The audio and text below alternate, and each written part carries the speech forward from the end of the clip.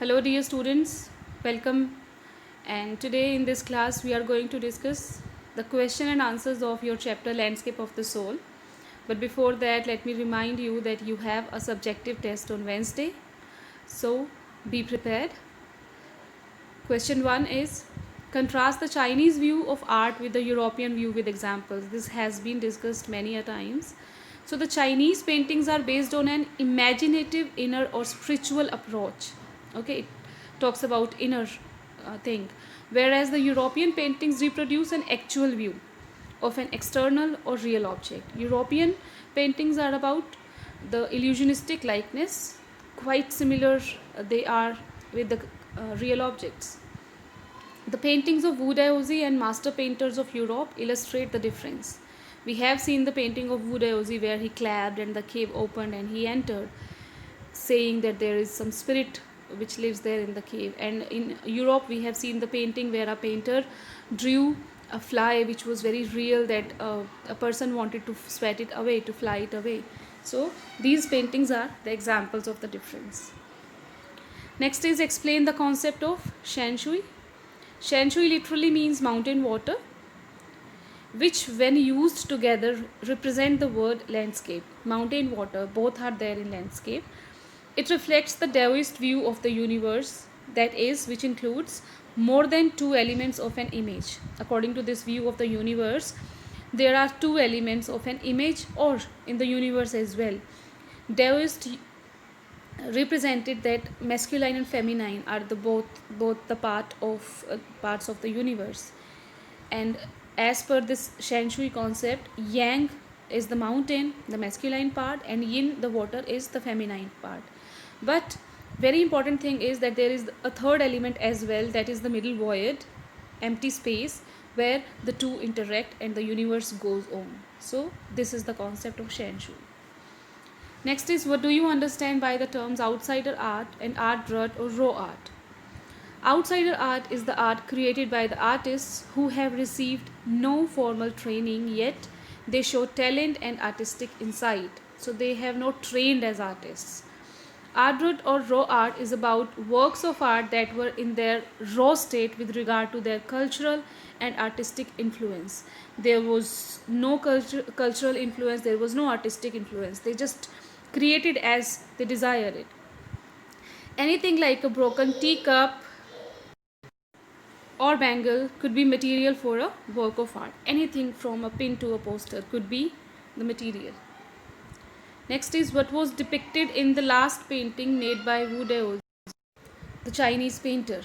The answer is, the last painting made by Wu Daozi depicted forests, high mountains, waterfalls, clouds floating in an immense sky, men on hilly paths, birds in flight, and a cave at the foot of a mountain in which a supernatural being resided. And when he clapped, the door of the cave opened, Wu Daozi entered, and after that he was just disappeared. He was never found. Next, when Wu Daozi showed the way to the Chinese emperor, what happened? When Wu Daozi said to the emperor, "Please let me show your majesty the way," the painter entered the cave and its entrance closed behind him. Before the surprised emperor could move or say anything, the painting had vanished from the wall and even the painter's brush had disappeared. Nothing was there.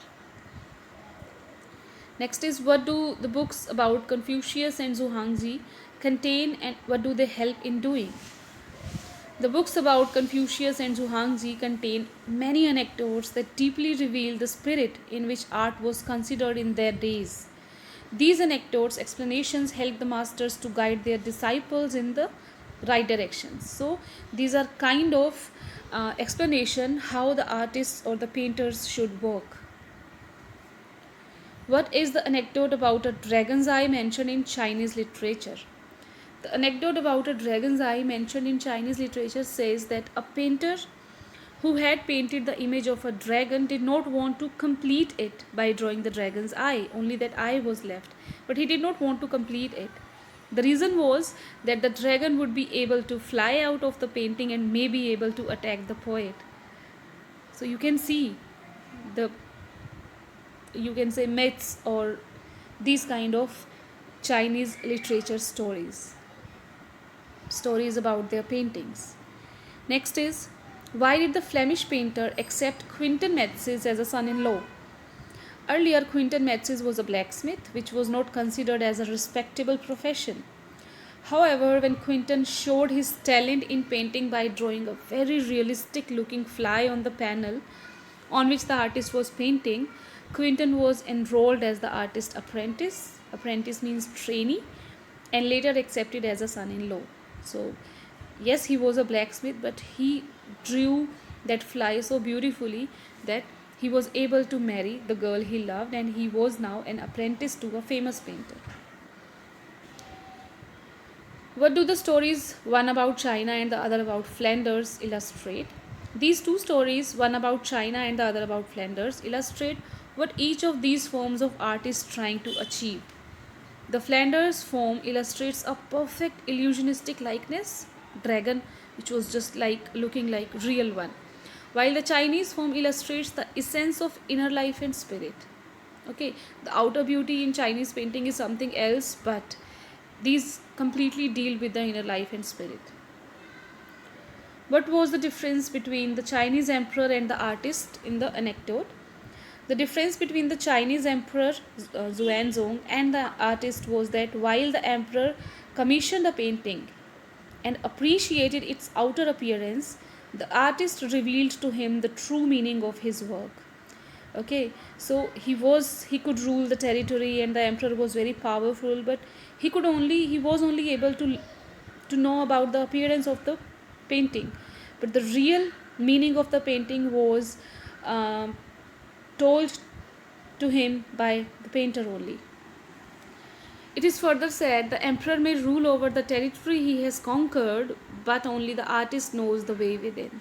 The artist knows the way within a painting.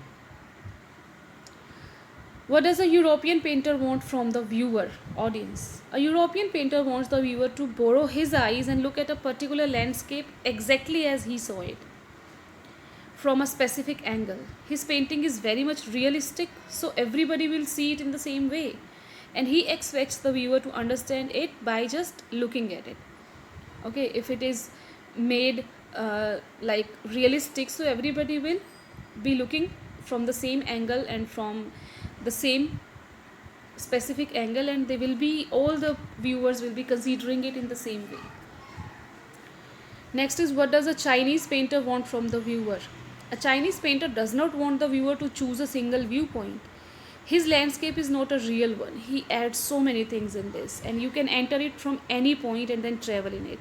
So you can go from top to bottom or from left to right, in any of the direction you can go and enjoy the landscape. The artist creates a path for the viewer's eyes to travel up and down, then back again in a leisurely movement. So there is a path in these kind of Chinese paintings where you can see from up and down and you can come back again. Next, how does a horizontal scroll add a dimension of time to a painting?